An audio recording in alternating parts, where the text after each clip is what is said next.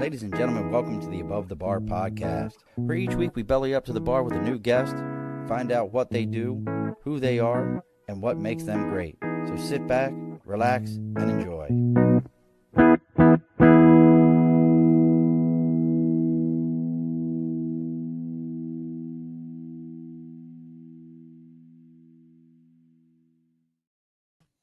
Alrighty, folks, welcome back to the Above the Bar podcast. It's your host, Sean.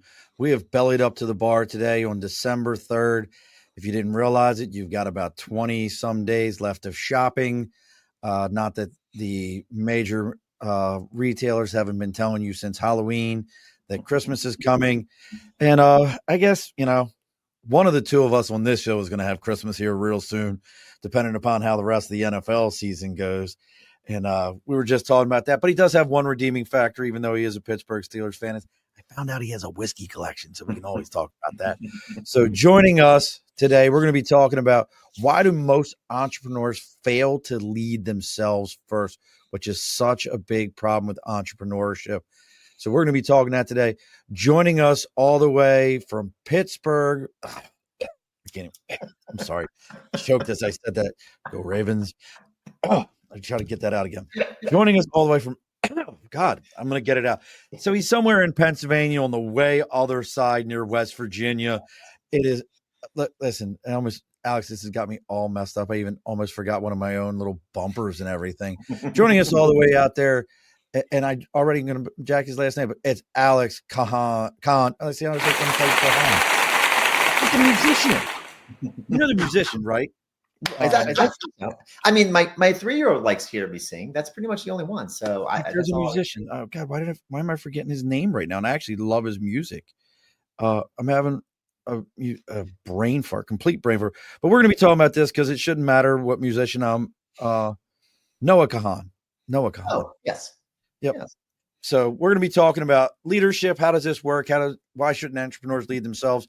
If you're just joining us, make sure you're giving everything a like, share, follow.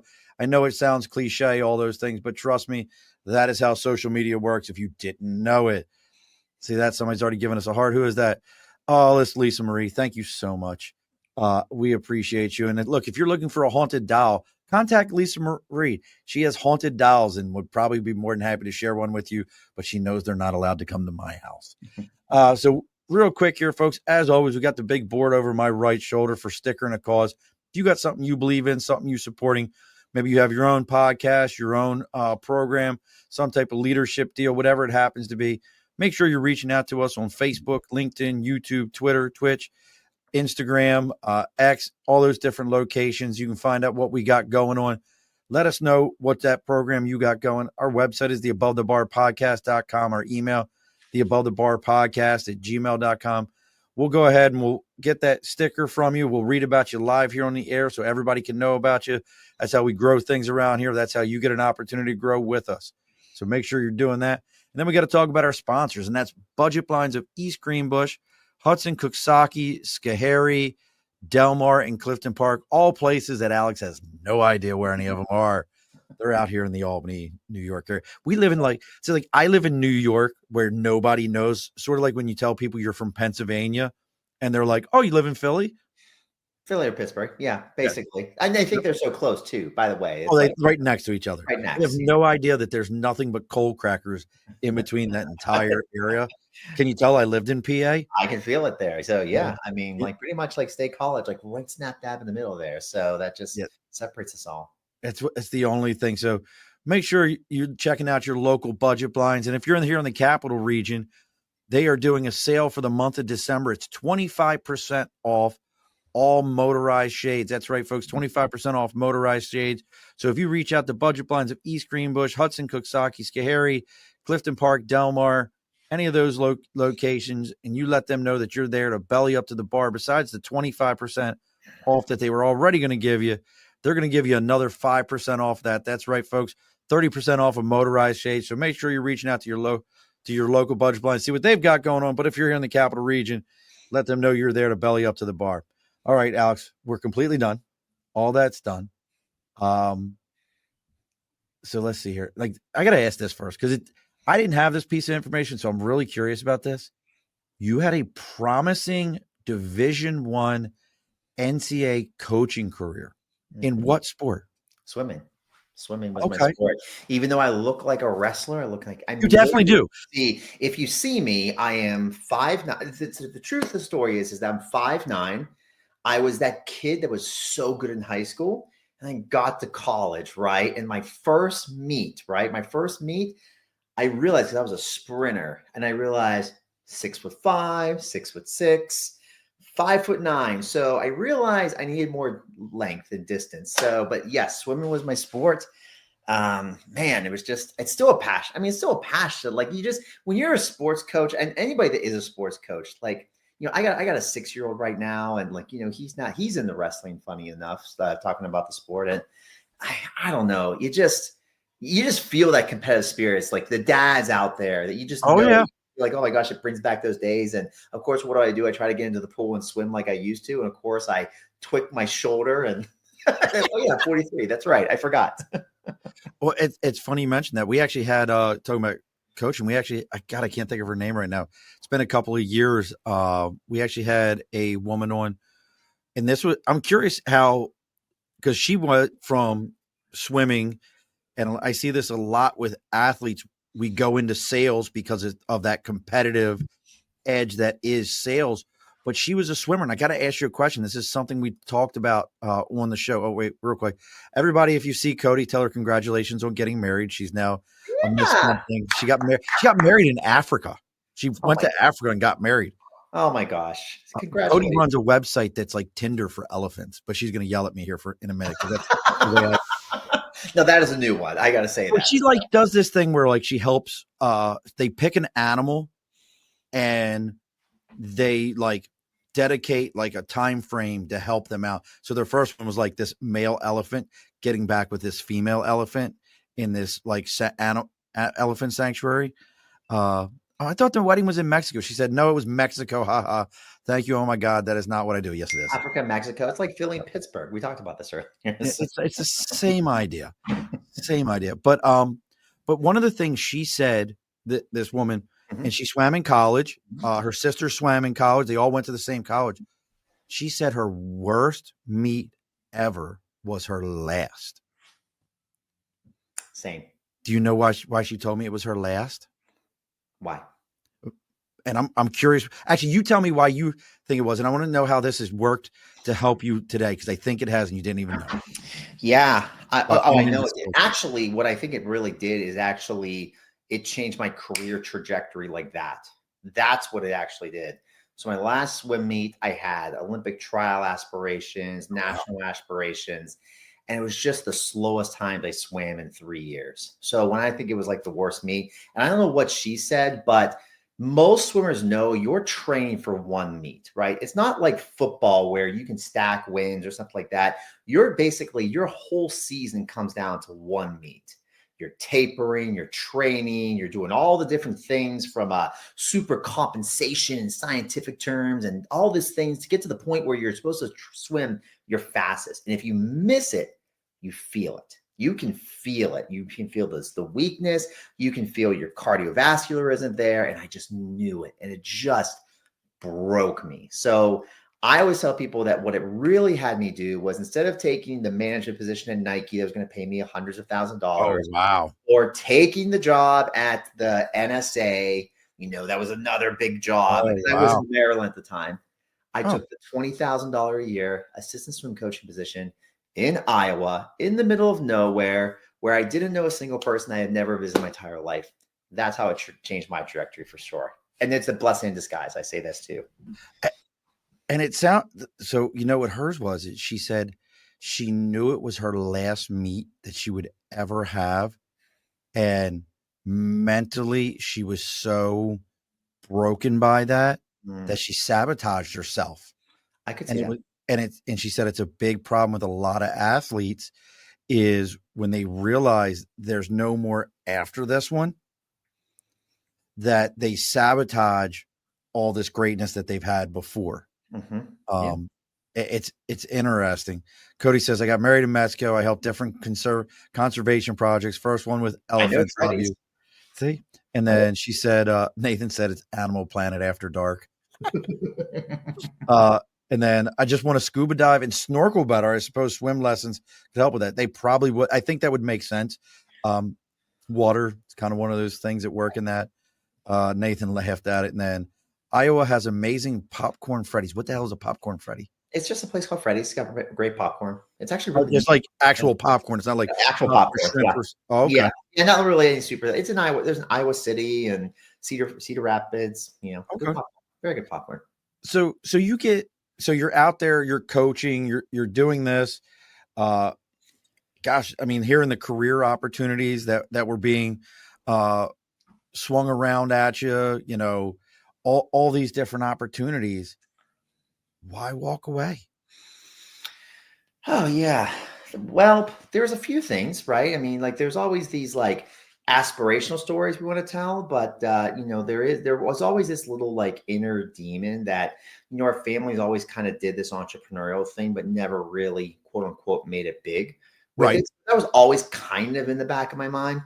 But the truth was that I had I was for maybe a little too cocky when I say this, but I was a pretty damn good coach. We built a 3-conference championship in Iowa. Wow.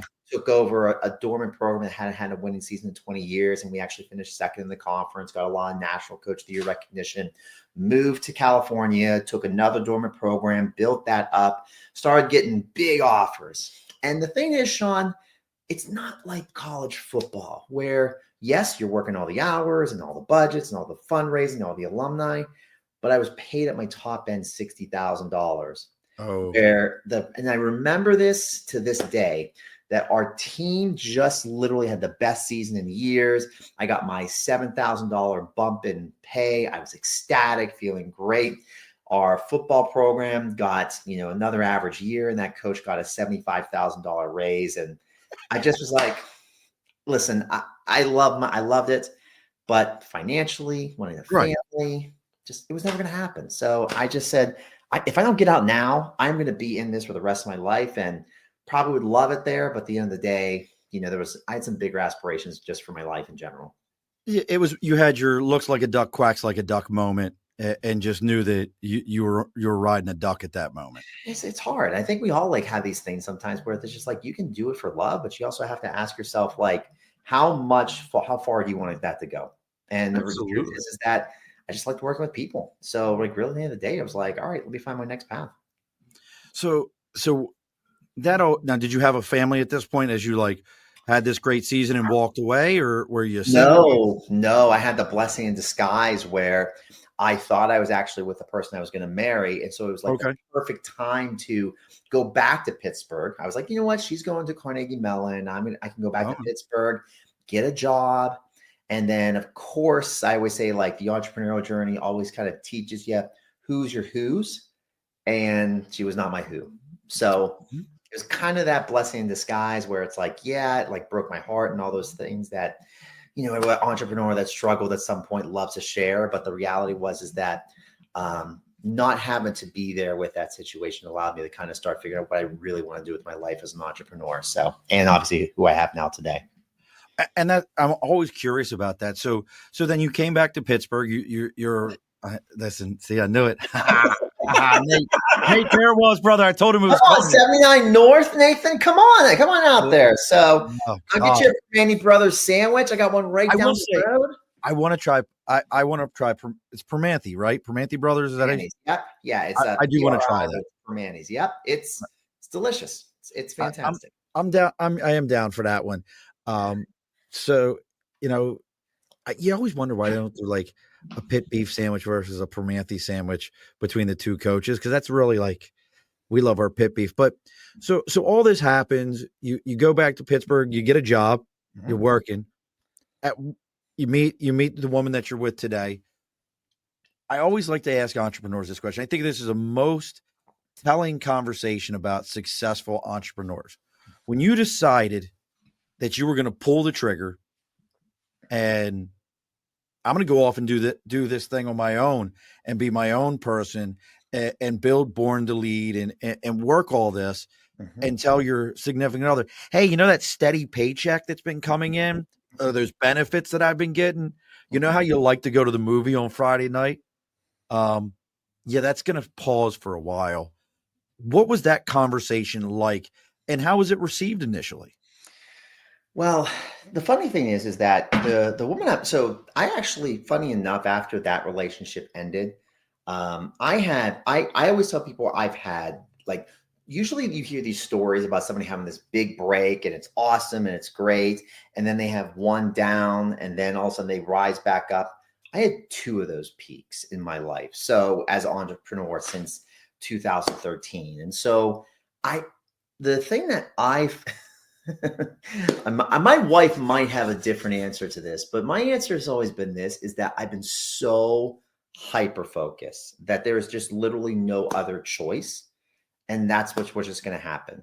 And thankfully, I am married to somebody who is very much like me, that we like to invest in our kids, in our future, in a lot of things. We're not very like high, like we like to spend a lot of money there. So I'll spend money on some whiskey, some good whiskey there, which I know we talked about there. Some good gym equipment. I got a pretty awesome home gym there. That's some good stuff. Frank August right there.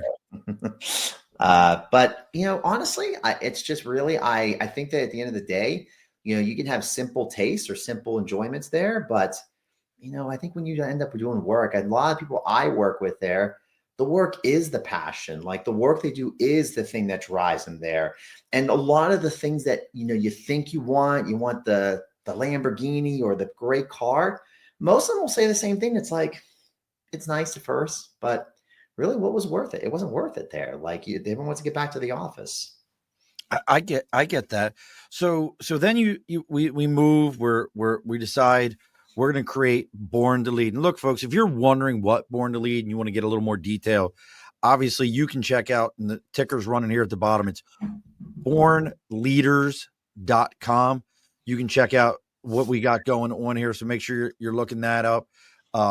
You can also find Alex right under his name on LinkedIn. I always tell folks, if you're looking for professional stuff, start there, look at that spot. And then if you want fun stuff, go to Instagram.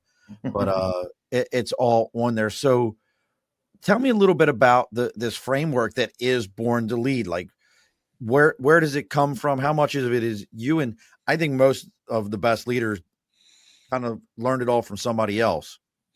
I think it's always the funny thing I always say is what's great about the kind of the career path I took is that I didn't come from a corporate background, right? I wasn't some sort of C-level suite at a Fortune 500 company. The bottom line is that my leadership work was really based on working in the coaching field, like truly building the collegiate program. And so the funny thing is when I talked to a lot of leaders, the concept of this framework came from the idea that I believe there truly is a difference between someone who sees themselves as an entrepreneur and somebody who sees themselves as a leader. And if you're just an entrepreneur, this is not any disrespect to anybody who calls themselves that, but there's very opportunistic. We're going after what's the opportunity in front of us. Whereas leaders always they won't do work unless they feel like it's of good impact and of making a difference. That's always a driving factor. It couldn't matter if you tell them, hey, this is what Bitcoin's going to do over the next 20 years. Like, don't you want to put money into it? They're going to be like, well, what impact does it have on people? Like you almost can feel them always wanting to shift in that direction. So the framework came from the idea of from all the experiences of building these multiple college programs that leaders need to build something different. And so that's how the framework came about, that more often than not, that a lot of the inside work that actually has to match the strategy, it has to actually match what you're building, it has to actually match how you're positioning there. That's got to be worked on as much, if not more importantly, and congruent with actually how you actually go out and work. And I'm going to lean into your coaching background for a moment, because something that came to mind as you were saying that is as somebody in your field, as somebody who really understands, you've learned that there's between just an entrepreneur. And I love what you said, that an entrepreneur is just chasing the dollar. A leader is morally chasing the dollar. Mm-hmm. Right. And I love that kind of look towards it. But what are some of the things that you've learned over your time that define someone as coachable? When somebody's coachable, I think the first thing is that it's what's their level of interest to investment. So What do you mean? Yeah. So you and I, we could probably talk about football. I have a feeling for 3 or 4 hours, right? At And, least, probably. and the reality is like we love it, we're into it, etc. I don't know about you, but like I've got like a little subscription to read like Insider Steeler stuff, right? So there's an investment. But there's also Steeler fans I know that they show up, watch the game on Sundays. They don't do anything else the rest of the week there, right? So there's a different level of interest to also how much you're willing to invest. So the people that I find that are very coachable, there's a difference between want this, I like this, versus I need it, I must have it, and I want to make it a part of what I do. At the end of the day, what I actually find from most people that are really coachable is that how interested are they to want it? And more importantly, how much are they willing to spend on doing it? And as silly as it sounds, I find it almost every time. Anybody who is buying the $47 course, the $97 course, right? Two people buy it. One is just, oh, it's a great deal. Two is the person who's trying to learn about the person they actually really want to work with there.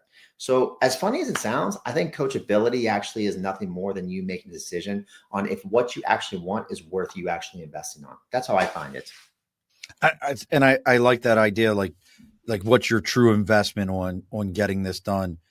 We've actually had some guys on that were like Division I football players, and the one gentleman actually told me, he's like, Murph, I had all the skills that all these other guys had, but man, college partying and doing everything else was way more fun.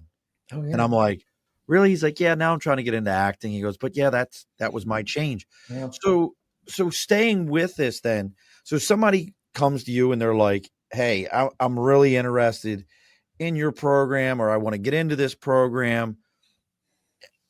I want to understand it better because like I do, I don't know if you know Ryan Blair. I do Ryan Blair's altar call. I'm very involved. Matter of fact, before this, and it sucks because my podcasts are booked all the way out to April. I mean, you knew how long it took you to get here. Yeah. I'm booked out to April, and all the calls are on Wednesdays at 7. My show starts at 8. So like 10 minutes before my call there is done, I'm like, hey, this is great information. I have to go now. Yeah. I have to leave this thing that we ain't gonna talk about what that runs, but yeah. But so somebody wants to get involved in your program. Yeah, Jermaine Lewis was on the show. It was actually a friend of Jermaine's that told us. So tell me a little bit about what somebody's getting out of your program and why it should even matter. Yeah.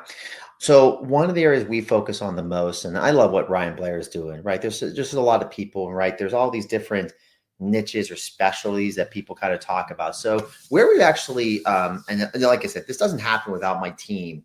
This doesn't happen without the people that are behind me, right? Because what I like to do is I like to get in front of people and speak all day. This is all I do, pretty much all day. But it doesn't happen without them. And what we actually realized probably about 2 or 2.5 years ago was that we have a very specific knack for not just the leader who's just the leader at heart, but the leader who's out in front. So the person who actually is the face of their business. That seemed to be really where we found a lot of our best clients and best people succeeding. So we made a decision about 2 years ago to say the only clients we are taking are people that actually truly are and want to stay the face of their business. They're not looking to try to build a company name. They're not trying to build this into some sort of equity piece there. They really want to just simply be the brand of the business. And obviously, of course, understand how to make more impact. But truly, these are people that actually want to be able to continue to coach, continue to speak, to continue to serve. But also, they want to be able to scale it. They want to be able to make a great living. That's who we've really kind of found. And what we've actually discovered when somebody works with us there, specifically in this state, is that they usually come in with two different problems than almost 99.9% of entrepreneurs. So number one, they normally come in with a high level of perfectionist fear. That when they are coming in, they want it because it's you. Like when you put yourself out there, like one of the things I think when you and I are here, there's a part where we could flub what we say, we could mess up what we do, and we can be embarrassed, right? And so some people are, and that's really what people come in. It's like, well, what if I mess up that post? What if I mess up this? I want to get this right. So there's this natural fear of like, I want to get every single thing right, especially if they're trying to go and be somebody like the next Alex Hormozy or whatever name, that flavor of the month of, whatever brand that's coming in there. I just finished one of his books. Yeah. Right. Which one? It's got 100 million something leads. It's $100 million lead. Actually, it was. I think it was $100 million lead. Yeah. So like, right. So there's this piece. It's like, you're out front. He's from Baltimore also. What's that? He's a Baltimore guy. He's a Baltimore. I do know. Yeah. Actually, one of my clients went to high school with him, as a matter of fact, there. I don't know if you know, fun fact, actually, I went to school in Maryland, like literally like right outside of Baltimore. Where? A little small school, Washington College, right? Okay. On the Eastern Shore of Maryland. So like, I'm familiar.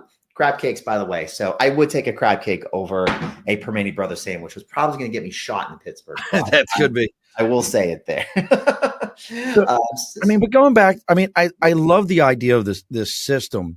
So you're really not looking for people who are like, hey, I'm working to build my exit, or hey, I'm looking to, you're really looking for people who are looking to build legacy businesses and in that legacy style.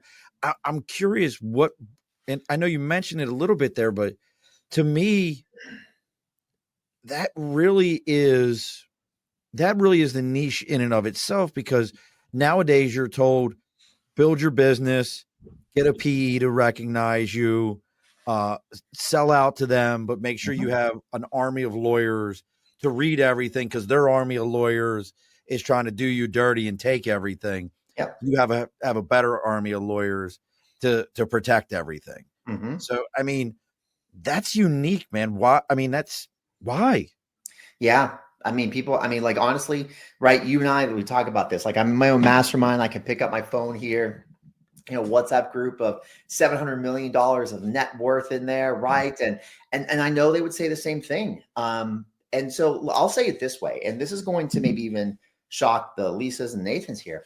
I actually believe that if you really want to build generational wealth, you want to get there faster, you want to get there long, in a quicker time and enjoy it all. I think it's better to build a brand-based business than any other business. And the reason why I say that is that most people, like, we hear the big exits, right? We hear the $700 million exit with this one company. But the thing about a brand is, and especially when it's you, is that you actually get to put together a community.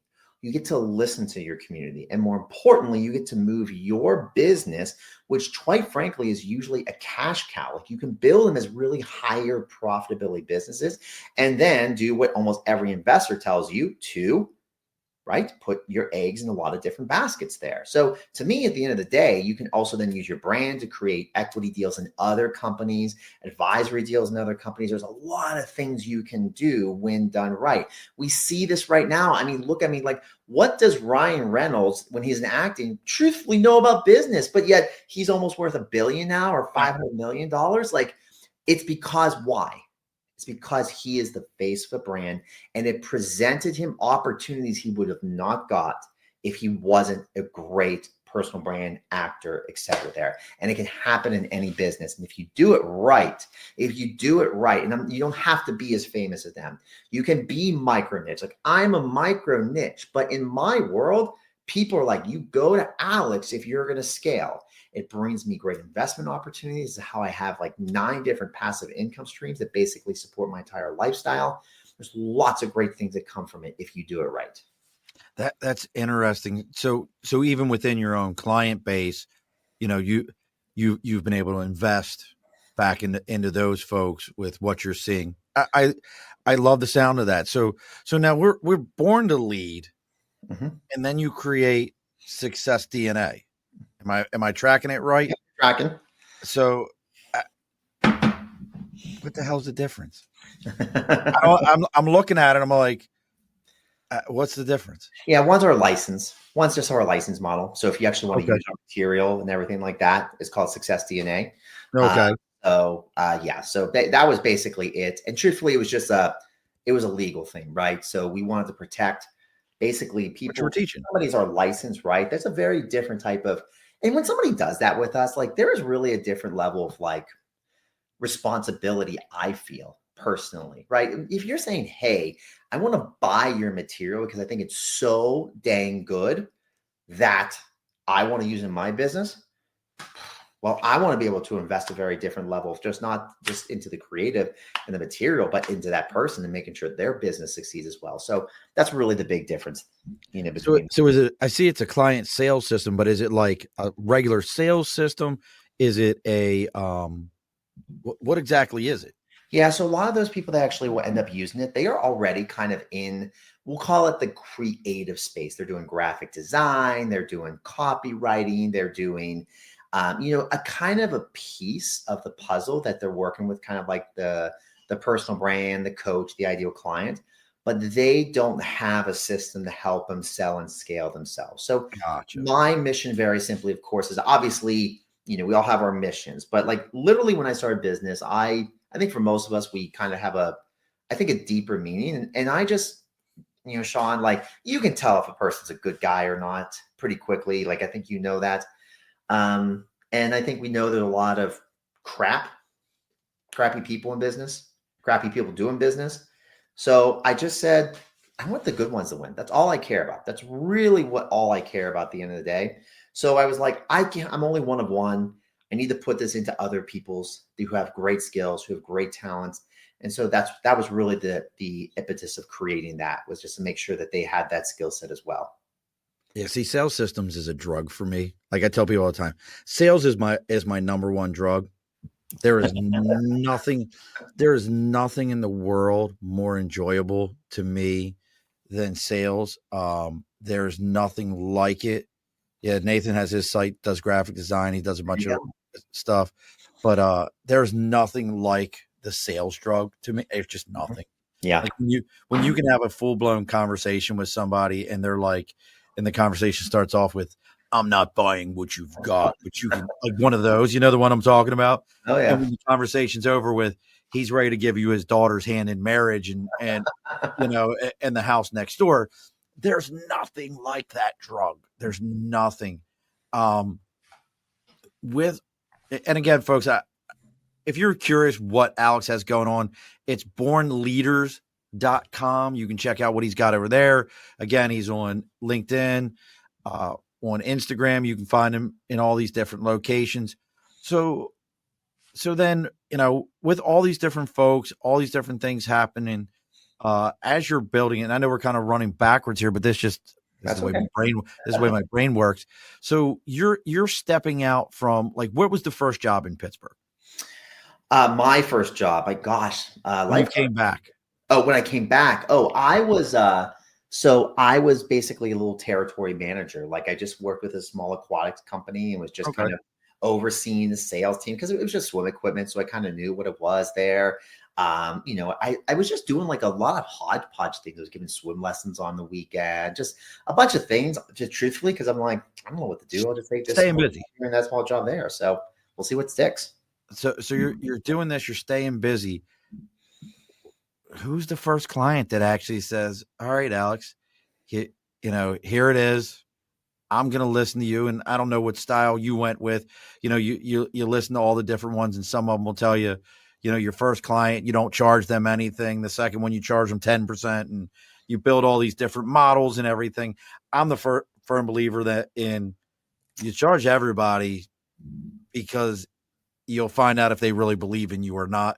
As soon as you say, yeah, I can do that for you, it's $1,000 a day, and they're like, I'm giving you that. Well, then you don't believe in me. And then why are we having this conversation? Yeah. But who was your first client, and what was it that made them go, all right, Alex, let's go ahead and do it? When I started, I did the typical thing when you want to do something, make a difference, and you're inspired by Tony Robbins and all these people. You say, I'm going to help you grow your life. So I became a life coach. So, as we know, clearly all the life coaches are the billionaires, as we know at this point. Oh, yes. So obviously, I always say it was my first, favorite client. She was, and this was wonderful. I was in the B&I group. She was like in her mid to late 60s. And she just, she had a cookie business, right? And for anybody knows P&I forgive me there, but it's like, it's always just like, a couple people that are very serious. And then basically everyone else is just fill in seats. 15 real estate agents, 13 insurance people, but everyone does something different. Something different. I only do insurance for left-handed people that live on odd numbered houses.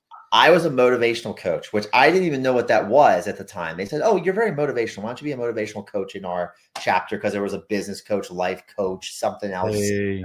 So, but basically, long story. This wonderful sweet lady. She's like, "You just make me feel really good. Like, can you coach me?" And I said, "Sure." And she's like, "Can I?" She's like, "What do you charge?" And I didn't charge a single thing. And I said. And I just did the old thing like, well, what can you afford? I know being a small business owner is really tough sometimes. And she said, can I just write you a check for $25? And I'm like, that sounds great. So literally my first payment was a $25 check that I remember, like, I made it. I did it. It's like, I am now a business owner. So, and I went and cashed it. And of course, what did I do? I spent all $10 of it at Panera that afternoon there. So that goes to my question, like for models for folks doing things similar to you or building or starting a business or trying to become that face of their brand. Yeah. How do you recommend, like, again, like I said, with my business was an existing business. I think everybody knows I own the budget blinds in this area. I say it sometimes, but I always make it sound like at the beginning I don't own them. But my model was already existing. Yeah. And people understand, hey, if I want window treatments, I have to pay for window treatments. Where I have a tangible item to offer to somebody. This is something intangible that you're offering that at this point, you have to prove. How do you keep that model moving? Yeah, I want to tell everyone this too, because I want to tell everyone this is that because I think even saying what you should charge or how much you're worth, we hear all these types of things. I always tell people the first and foremost is that when somebody pays you, it has nothing to do with your worth. It has to do with what they think you do and how much it's worth to them. Because as soon as you let that go, you let go of like, oh my gosh, I'm undercharging myself or I'm not. So, right, $25 there today. Like I have one-on-one clients that pay me roughly $200,000 a year. So like, just so everyone knows, it's like you can go as high as you want and all these prices in there. What people tell you is nonsense. The difference, I think, is that, and Sean, this will go into your addiction of sales, right? I think it's two things, right? I think number one, and I think for everybody here, if you don't believe that your thing is the cure to that person's cancer, you're never going to get them to buy the value that it is. So I don't care if you are making, and this is a true story, if you are sculpting butter into farm animals and selling it to people, that was one of the businesses I used to coach, or you're selling, truthfully the cure to cancer, you better believe it's the most important thing in that world, because that person's going to feel how all in you are with what it is that you sell, what it is that you do, which brings us to the second thing. And I think, Sean, you probably could give a masterclass on this. When you're selling, you're not trying to sell them to buy. You're trying to basically get them to understand that they are going to be working with you for a very specific time to get to a very specific result. And if it really matters, they better prove to you why they're committed to doing it there. You don't want to sell. You want them to prove what it is that you are going to take for you. So my advice for everybody is, like, when it comes to price, your price goes up instantly the moment you make those two changes.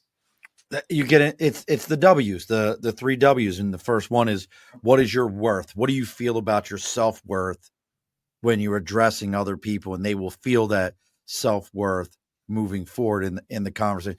Absolutely. 100% agree with that. Look, somebody thinks that their self-worth is cheap viewers. I was going to say, that's what I want right there. Cheap viewers there. Cheap viewers.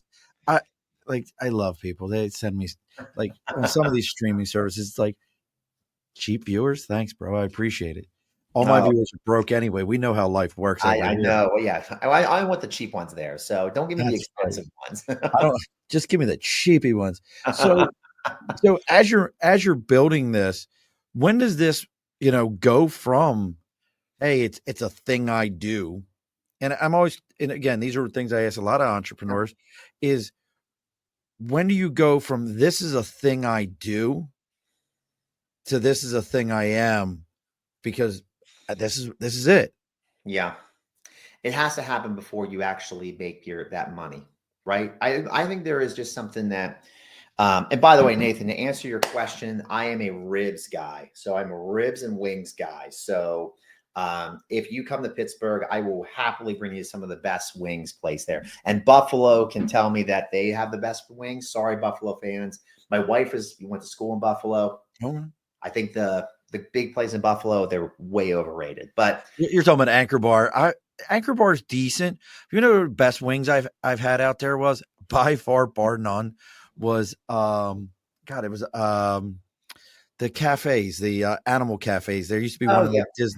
They had one of those in a hotel I used to stay at, and it was absolutely great. But I like Duff's wings better than I do Anchor Bar's wings. Duff's are better. I agree with that. I like Duff's, but I just still think they're a little gamey. It's a name. It's a name. You know what? It's like the Permanente style sandwich. You love that. You know, that's the standard. You come to Baltimore and you ask for a pit beef sandwich, I'm going to take you to Chaps because it's the standard. Mm-hmm. Pittsburgh, Pat and Gino's is the standard. But if you really want a better one, ask somebody that lives there and they'll take you to a better spot than any of those places. Yeah, I think it's always like that. There's always like these local places there. Yeah, that like the real people know about it. But getting into that, you're saying, you've got to commit to it before you make money with it. What do you mean by that? Yeah, I mean, I don't know. And this just sounds a weird thing to say when I say I don't know. I actually mean this like, I don't know how anybody can decide to, I want to be a great coach or I want to have a great business or whatever. It doesn't matter. How can you go into that and not saying like, I am all in on this, like thick, thin, do or die. And I think there is this part where as an entrepreneur, wherever you are, like, I think you have to understand, you hear the stories, you're going to fail, you're going to make mistakes. Like everybody knows it. There's nothing crazy out there. The secret, and Sean knows this better than anybody. The secret is you got to stay in the game. Repetitions, showing up every day, doing it when you're feeling like crap. Like I have a fever right now. Like, and so if I was a douche and canceled on Sean like 2 hours beforehand, like Sean's gonna be like, well, screw that guy. Like he just literally like, I've got this show. Now what am I going to do? Like you show up, So I think there's just something to be said. This is not about work hard, hustle, grind, all this culture stuff. It's just part of, I think, life. And this is just the best advice I ever got. And it's, from my dad. But the best advice I ever got is that if you really actually want to like your life and love your life and enjoy your life, you better like working. Like you just better like working. And so when you make this decision as an entrepreneur that I'm going to start a business, now listen, if you start a side hustle, you want to make a few extra bucks, go for it. But I think if you're saying like, I want to make some good money, you better be ready to go all in because it will be great, but it's going to suck a lot at the same time. Before we get to our commercial break here, folks, I hate the term side hustle. I absolutely hate it. And I'll tell you why real quick. And maybe how old are you, Alex? I'm 43. Okay. So we're not far off. I'm 49. So every time I hear the word hustle, you sound like it. I'm like, so you're a criminal. And people are like, what? I'm like, listen, Ansel, the only person I ever knew that was a hustler, they were all trying to steal from somebody. So when you tell me, oh, I got a side hustle, so you got a side criminal business, what are we doing? You have a second job. I know it's hard to accept people, but second job, suck it up, buttercup. Some of us just have to have them. And then sometimes that second job, like Alex said, becomes your job and becomes your life and becomes who you are because you make more money at it. All right. There's my soapbox for tonight. Here we go, folks. This holiday season, don't just show up with a bottle that actually means something. Whether you're toasting family, gifting a friend, or just sneaking a sip after surviving another group chat, New Scotland Spirits has your back. Crafted right here in upstate New York, every bottle is small batch, full of bold flavor and made with real local grain. No shortcuts, no fluff, just whiskey done right. So if you're stuffing stockings or filling glasses, skip the generic stuff and give the gift of something handcrafted. Head to newscotlandspirits.com and make the holidays a little bit smoother. New Scotland Spirits, poured proudly, celebrated boldly. Ooh, looks good. I'll tell you, it's a great looking bottle, by the way. And well, I pick on the owner, Jesse, because he's a buddy of mine, and he was an Army officer, so he has to be abused. But this is right here. I don't know how much you like Rise. I love Rise. I love Rye. This is a 6-year rye from 23. Is it really? And I'll tell you, it is. I'll put this rye next to Whistle Pig all day long. Oh yeah. And to me, Whistle Pig is the standard. Yeah. Minor Case. I don't know if you ever had Minor Case before. Nope, not even a Minor Case. Great one. Great rye. It's because Whistle Pig is. I would have a Whistle Pig right in the collection there because it's always like one of the easy ryes to go to. Yeah. Exactly. Barrel pour, 6-year barrel pour, and that's all that's. So let's get to tonight's question then. So our question was, why do entrepreneurs fail to lead themselves? What's your feelings on that? Why do most entrepreneurs I need to leave it everybody else, and then they forget, hey, you're in the front. Yeah. I think the first thing is that all of us, I think there's a reason why I call our company Born Leaders, is because I think most of us, if you really are a leader, you can look back when you were really young and remember a time where you didn't even ask. You went out and helped somebody. You worked harder. You did something. You didn't ask for permission.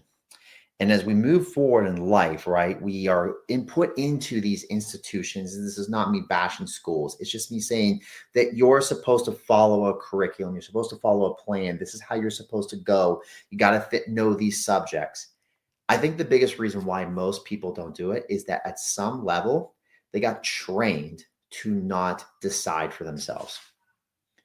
And so when most people go into this entrepreneurship, whether it's when they fail or something like that, I believe they have to get 3 things really clear before they really can succeed and why they don't. Number 1, who do they want to be as a leader? Truthfully, how do they actually want to show up and what exactly is going to be that value for themselves? We hear values all the time, but I think you have to pick one. Are you going to be the transparent one? Are you going to be the passionate one? Or whatever it is, you better pick the courageous. You better pick one. The second, not every leader is created equal. Just like we know why Lamar Jackson is a very different quarterback than Patrick Mahomes and Aaron Rodgers, right? They're all created differently.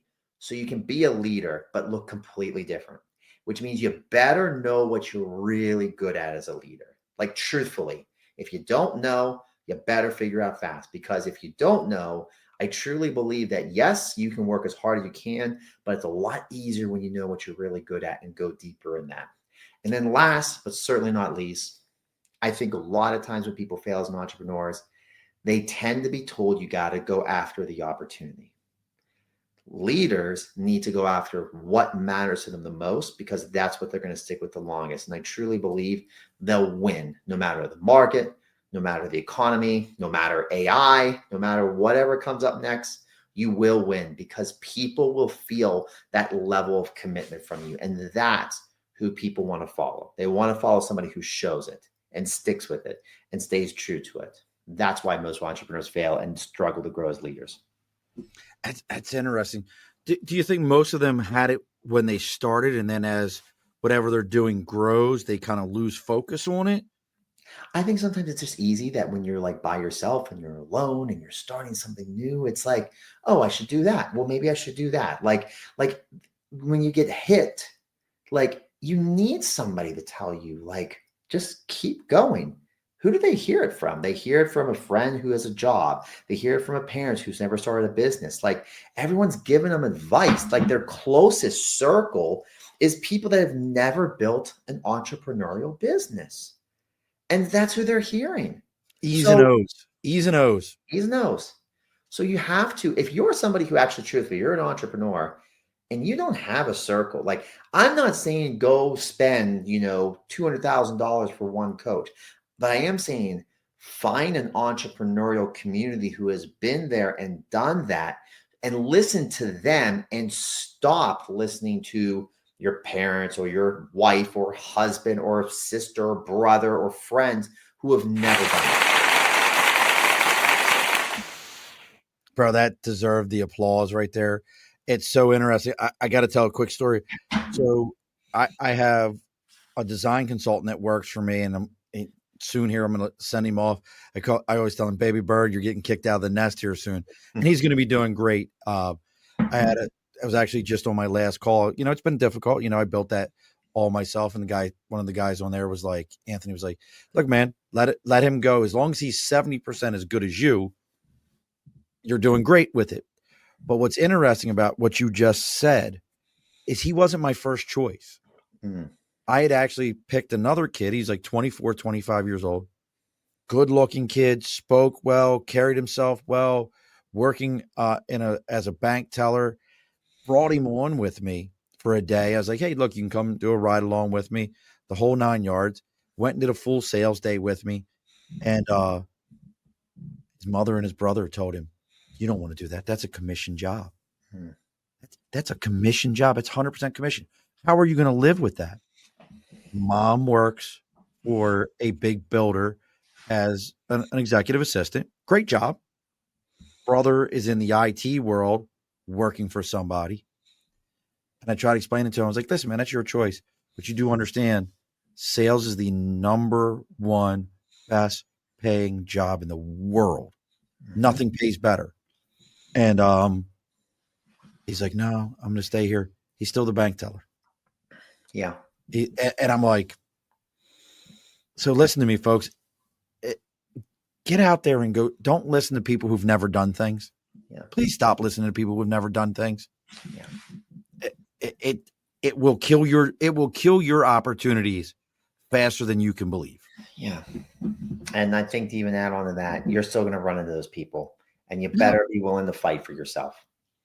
That's the other thing. You better be willing to fight for what you see up here, even if nobody else sees it. That's why I like what you do with this show, Sean. And I think people need to hear that you are allowed to just go do this and find a whole new world. So it's yours, folks. So what kind of things are coming up for you? As we just had our tender moment, folks. Between where's the hearts? Like if I zoom, I could put a bunch of hearts coming down there. So listen, don't even start, because I tried to do the Zoom heart thing. I try to do it all the time, and it fails me. Like I can do this one. See, I can do this one. Is it not going to work today? I don't know. Sometimes. There it goes. There you go. And then you got this one. It might be. You got this. Look at you. You got this. Hold on. Let's see if this one works. There it goes. There's that one, and then there's this one. Let's see if this one works. And there you got that. That's how you changed the color of your face when you did that. That was actually really good. The other one, the rain, it made you gray. I was like, wow, that made you really gray. But I can't ever get. This is the one I can never get to work. So you're supposed to be able to put a heart on there. Yeah. And sometimes it works, and sometimes it doesn't. And hearts will shoot out of it. But either way, bullshit. But but it's interesting to me because I'm always talking about folks go do what the hell you want to do. And if you know you're not, and here's the other thing, folks, that no one's ever told you. As much as I'm going to go tell you, go do whatever it is that you want to do. And the day you feel like quitting, do another day of it. And the day you feel like quitting, go do another day of it. Don't go do things that you're not good at. Yeah. Please stop doing things you're not good at. I am not going to swim against Alex. I can do a hell of a backstroke. I can do a hell of a frog, but Alex is going to drown me. I'm not in any way, shape, or form a collegiate swimmer. I'm just a little bit of a fat guy. Fat floats. I'm okay. I'm not going to do that. Know what you're good at and figure it out, folks. And once you figure it out, you go find an Alex and you go to bornleaders.com and you find somebody like that can turn around and say, okay, well, we can mold this thing. And your skills as an underwater basket weaver and hamster milker and squirrel rustler or whatever it is you do, they can mold all these things and put these things together. So, and all this, they can find all this between your website, between Instagram, between LinkedIn, all these different locations. Any speaking engagements, any big things coming up, anything where people can be like, oh, let me go find this dude. Yeah, so I'll tell you just a few things I got going on. So just so everyone knows, by the way, too, is that yeah, I've got my one. Oh, it's cool to talk about my big 200K client, one-on-one clients, but like I think at the end of the day, like somebody gave me a break at one point financially, so that's why I have a one-to-many model, right? So any of you come in as a guest, like we run a class 3 days a week. I kind of in that swimming mindset where like if you something's really serious, you're doing it every day. So we basically are helping people build their model from the ground up. And it's like, if you show up every day, we're building something new and kind of helping you expand on it there. So you don't have to do that alone. But, just message me, Born a Leader is like, come in, meet your team, meet your crew. It's fantastic. Speaking engagement, I got 2 coming up there. So I got one down in Houston. It's with a group called the Good Humans Network. It is February 25th through the 28th. Shout out to Catherine Brown, who I know will be posting this like crazy to everybody.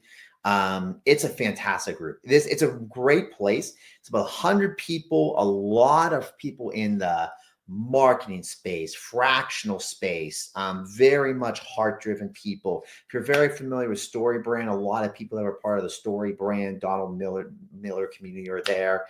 So I'll be doing topics on how to basically scale a referral system, how to actually build a content system there that actually gets clients, not just followers. And then last but certainly not least, actually how to create those offers. So I'll be doing that over 3 days. And then I'll be attending an event down in Arkansas, of all places, Arkansas. Or Kansas. Scale with Stability. Danny Gopert, shout out to you, you wonderful human being. I won't be speaking there. I'll be attending the VIP room, but I will be doing some things. So if anybody ever comes, you just hit me up. I actually we're going to have trainings around the event there. I'm doing a VIP dinner for everybody, and we're going to have some fun there. So those are the next 2 things I got coming up. Nice. How cool is Gary V? He is awesome. He's great. I meet him at New York City Comic Con. He's great. Yeah, he's I got actually a fun story to tell about him. So like, and I think everyone knows this there. Like he's as real as most, we talk about there. But one of the things I really actually liked. So when I met him at an event, and like obviously, he's been a big influence, especially on me in terms of like how you just kind of speak. You don't think, you just speak. But the one thing I never knew, if you guys ever look at it, he always has this, like he puts his hand like this on his heart, and he has like 3 up there, and it's like in honor of his 3 kids, right? So I always think it's like just this, like he just has these little things where he just pushes his heart out there, and he's sending messages back to his family and loved ones there. I just really appreciate that about him. So like he just has these little things that I think are really matter. Not this kid, his wife and everything like that. Forgive me. So not his kids, I'm thinking of another person for that.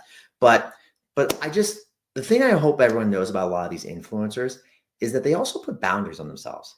They're not sharing everything with you too. So and so there's a lot of things there that like I hope everyone knows, like if you end up being your face of the business, then ultimately at the end of the day, like you don't have to put everything. You just get to put out what you feel is right for you. So well, look, folks, again, go find Alex, go find him on social media, go check out bornleaders.com, see if what he's got going on fits into your wheelhouse, what you're looking for.